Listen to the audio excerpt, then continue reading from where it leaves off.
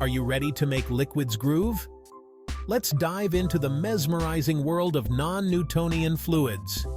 Grab your ingredients: cornstarch, water, and food coloring. First, mix 1 cup of cornstarch with half a cup of water. Add a few drops of food coloring for that extra pop. Stir until it's smooth but thick, like honey. Now, time for the magic.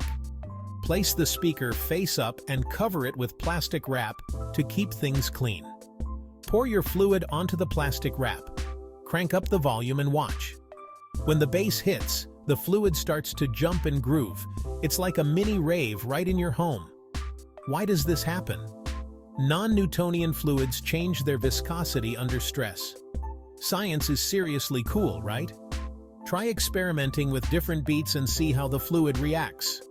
Don't forget to share your dancing fluid videos with us.